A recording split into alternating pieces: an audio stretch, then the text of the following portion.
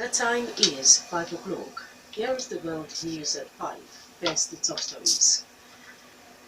PDP says its Ogun State chapter is giving it a headache. Buhari will not seek re-election, says Women Affairs Minister. Varsity is heading for total collapse as non-academic staff issue strike notice. Striking resident doctors may return to hospital works on Friday. In foreign, hurricane batters Caribbean countries. Israeli warplanes attack Syria's suspected chemical weapon site. Good afternoon, I am Chienye Egwuonwu, bringing you the news in detail shortly. Now the news in details. PDP has expressed concern over the continued crisis in its Ogun State chapter, despite the constitution of a caretaker committee to reposition the party in the state. National Caretaker Committee Chairman Senator Ahmed Makafi says Ogun PDP chapter is the only state where the new Caretaker Committee is not functioning.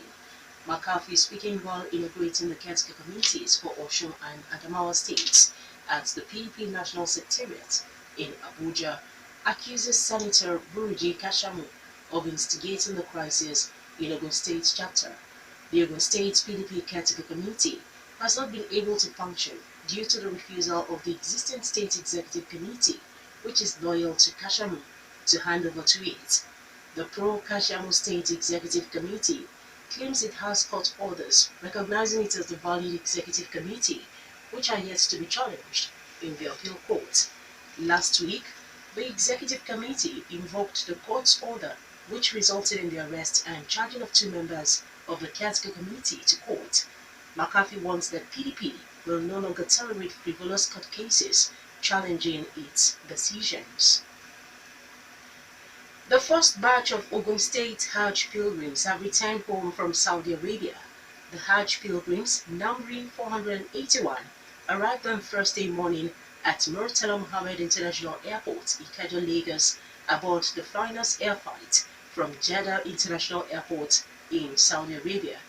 Executive Secretary of the State's Muslim Pilgrims Welfare Board, Alhaji Abdul Hakim Kalejai, in a statement, says that another batch of 482 pilgrims from the state will depart Saudi Arabia later on Thursday. Kalejai assures that the remaining 70 Hajj pilgrims from the state will arrive the country on Sunday. The Executive Secretary explains that the state did not record any casualty during the Hajj exercise till date. The airlifting of Nigeria's Hajj pilgrims from Saudi Arabia back home began on Wednesday with pilgrims from Federal Capital Territory. The 485 pilgrims, accompanied by 11 officials, arrived aboard the Flynas flight from Jeddah International Airport. President Muhammadu Buhari will not stand for re-election in 2019, according to Women Affairs Minister Aisha Al-Hassan. The minister, in an interview with a foreign news agency, recalls that Buhari told APC leaders before his election in 2015 that he would serve only one term. She promises to quit the Federal Executive Council and back former Vice President Atiku Abubakar for the 2019 presidency if Buhari changes his mind and seek re-election. Al-Hassan, who describes Atiku as her political godfather, says Buhari will not fire her if she backs Atiku for the 2019 presidency. Nigeria's public universities are heading for a total collapse as non-academic staff unions of universities issue a strike notice to the presidency over delay in fully implementing their 2009 agreement. The strike, according to the unions, will begin on September 11. The unions are the Senior Staff Union of Nigerian Universities, SANU, and the National Association of Academic Technologists, and the Non-Academic Staff Union of Universities. The union's Joint Action Committee Chairman Samson Ugokwe, who announced the proposed strike on Wednesday, says it's the last option for non-academic staff of public universities. Chairman of SANU at the Federal University of Agriculture, Abeokuta for now, Mr. Rotimi Fasuno, speaking on a Rock City FM program, The Daylight Show, listed the 10-point demands of the unions. The abandonment of projects in the industry system. We talk about performance of an industry system. We also talk about lack of adequate teaching and learning facilities. So also is the short-term in payment of salaries.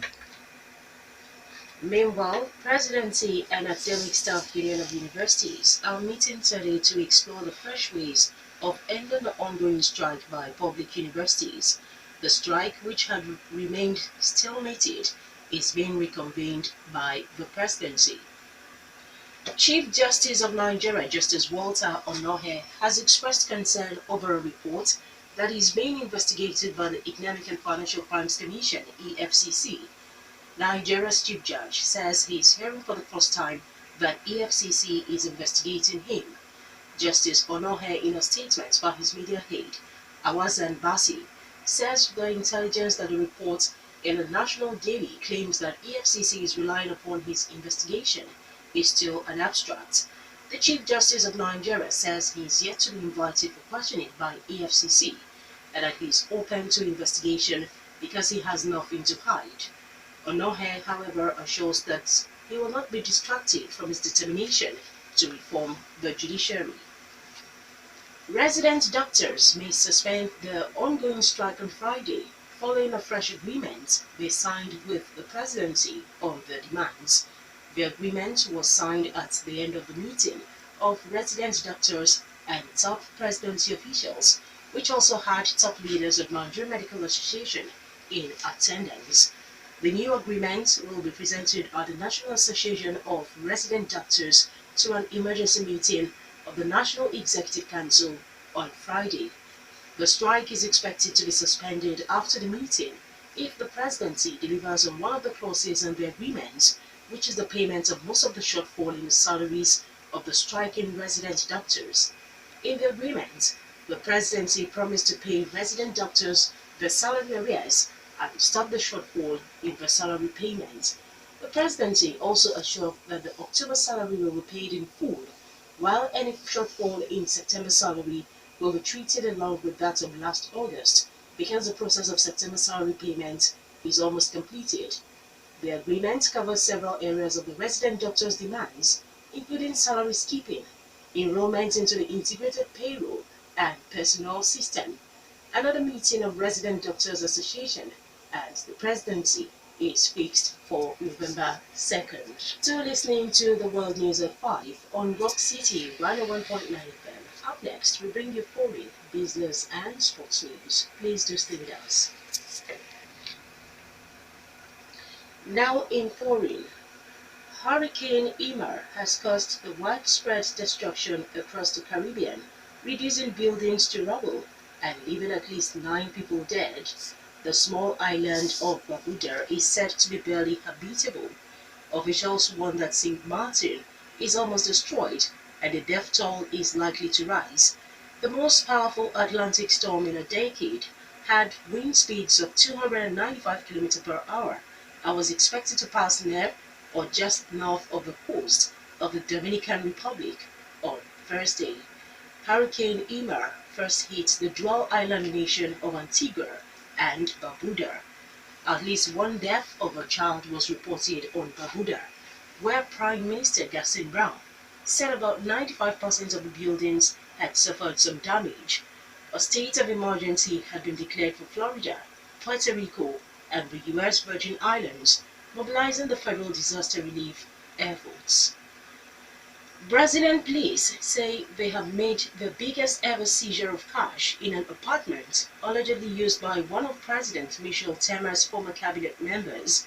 Police say they have counted more than $16 million in large denomination notes found in the flat in the city of Salvador. Former Minister Gedel Vera Lima, who is under house arrest, was arrested in July as part of a corruption investigation into a government-controlled bank. Prosecutors say he tried to block investigations into State Bank Caixa Econômica Federal. Mr. Vieira Lima, who was in charge of relations with Congress, resigned from his role last November after the former minister accused Mr. Vieira Lima of pressurizing him to approve a property investment. Mr. Temer has said the footage is authentic, taken from a meeting in March, but he has strongly denied his wrongdoing.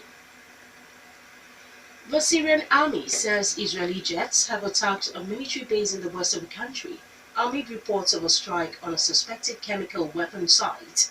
A statement said the rockets fired from Lebanese airspace, which hit the site near Mesaf, killing 2 soldiers. Arab media and a monitoring group reported that the chemical weapon production facility was also targeted. An Israeli military spokeswoman declined to discuss the reports, saying it does not comment on operational matters. Israel has sporadically carried out airstrikes on sites in Syria in recent years. It recently accused Syria of allowing Israel's arch-enemy, Iran, to build the missile factories there and says it aims to thwart the transfer of advanced weaponry from Syria to the Iranian-backed Lebanese militant group Hezbollah. Next is the business news. In business, the National Bureau of Statistics (NBS) says the impact of the exit of Nigerian economy from recession will not be immediately felt by the people. President Muhammadu Buhari has said the news of the exit of Nigerian economy from recession will not be fully appreciated unless it translates into improved living conditions for the people. But the Statistician General of the Federation, Dr. Yemi Kale, addressing newsmen in Abuja, says Nigeria still needs to go through some stages before the people will feel the effect of the exit from economic recession. Kale explains that the impact will not be felt immediately because of the structure of the Nigerian economy, which is still being driven by the oil sector. And finally in the news is the sports news. Following superlative performances by Super Eagles duo of defender Leon Balogun and winger Victor Moses, Confederation of African Football (CAF) has selected both Nigerian players for the team of match day 4. The players helped Nigeria secure 4 points out of an available 6 against the indomitable Lions of Cameroon. Both were named alongside Egyptian and Liverpool winger Mohamed Salah, Cape Verde's Gary Rodriguez, Ghana and Atletico Madrid midfielder Famous Partey, and a host of others. Nigeria's next game is against Chipolopolo of Zambia, who defied all odds to beat Algeria both home and away. That was the world news at 5, and just before we go, the major stories once again. It said its Ogun State chapter is giving it headache. Buhari will not seek re-election, said Women Affairs Minister. Varsities heading for total collapse as the non-academic staff issued strike notice, and striking resident doctors may return to work come Friday. In foreign, we also told you that the Hurricane Irma battered Caribbean countries, and Israeli warplanes attacked the Syria's suspected chemical weapon sites. For more stories and to listen to us live, please log on to our website www.rockcityfmradio.com/live. Thank you very much for listening. I am Chienye. Good evening.